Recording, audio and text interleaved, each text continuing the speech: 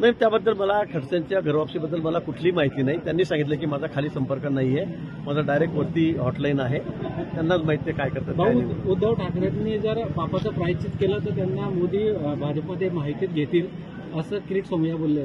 या संदर्भात काय सांगाल? मी त्या बाबतीमध्ये काही म्हणणार नाही. आता मोदींच्या मनामध्ये काय आहे ते सांगू शकतील, पण मी एक निश्चित सांगेल की उद्धवजींनी खूप मोठी चूक, त्यांच्या आयुष्यातली खूप मोठी चूक त्यांनी त्यावेळेलाच केली की त्यांनी ज्यावेळेला आमची साथ सोडून, भाजपची साथ सोडून ते काँग्रेस राष्ट्रवादीच्या मांडीवर जाऊन बसलेत.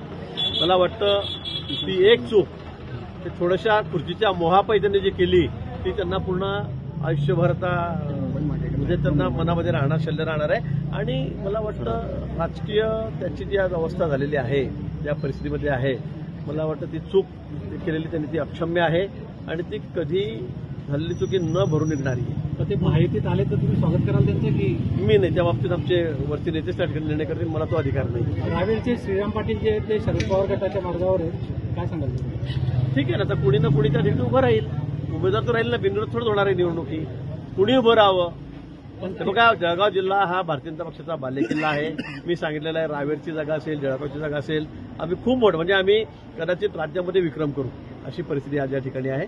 आणि मोठ्या मताधिक्याने आम्ही दोन्ही जागा, मी सांगितलं 5 लाखाच्या वर मताधिक्य आमचं दोन्ही जागेवर राहील. भाऊ ते पण भाजपमध्ये होते श्रीराम पाटील, मग आता पुन्हा तिकिटासाठी श्रीराम पाटील मला वाटतं आताच भाजपमध्ये आले होते 2 महिन्यापूर्वी. ते आधी कुठे होते मला माहित नाही, काँग्रेस राष्ट्रवादीमध्ये. ते मला वाटतं काही लोक असतात इकडे तिकडे तिकडे इकडे, त्यांचं चालू असतं, इकडे संधी मिळते का, तिकडे मिळते का. त्यामुळे ते माझ्याकडे आलेले होते. माझा प्रवेश करा म्हणून त्यांनी सांगितलेलं होतं, त्यांना मीच प्रवेश दिलेला होता.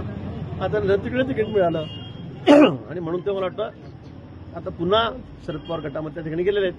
त्यांना आमच्या शुभेच्छा आहे, उमेदवार घेत असतील तर. भाऊ काही दिवसापूर्वी तुम्ही बोलले होते, भाऊ काही दिवसापूर्वी तुम्ही बोलले होते की खडसेंच्या मालमत्तेवर जो भूअवस्था आहे त्याच्यामुळे त्यांच्या कुटुंबातल्या कुणालाच निवडणूक करता येणार नाही.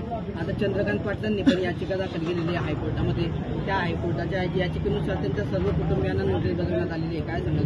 नाही, या बाबतीमध्ये मला कुठली माहिती माझ्याकडे नाही, काय चाललंय काय नाही. तो विषय आता मला असं वाटतं की न्यायप्रविष्ट झालेला आहे. मी आता वर्तमानपत्रात वाचला, सोशल मीडियावरही बघितलं, पण तो विषय आता न्यायप्रविष्ट झालेला आहे. आता कोर्टच त्या बाबतीमध्ये निर्णय देईल. संजय राऊत म्हणतात की महाराष्ट्राच्या राजकारणामध्ये 350 शहाणे दिसत आहेत. हे 350 शहाणे सांगतात की 48पेक्षा जास्त जागा जिंकू आम्ही महाराष्ट्रात.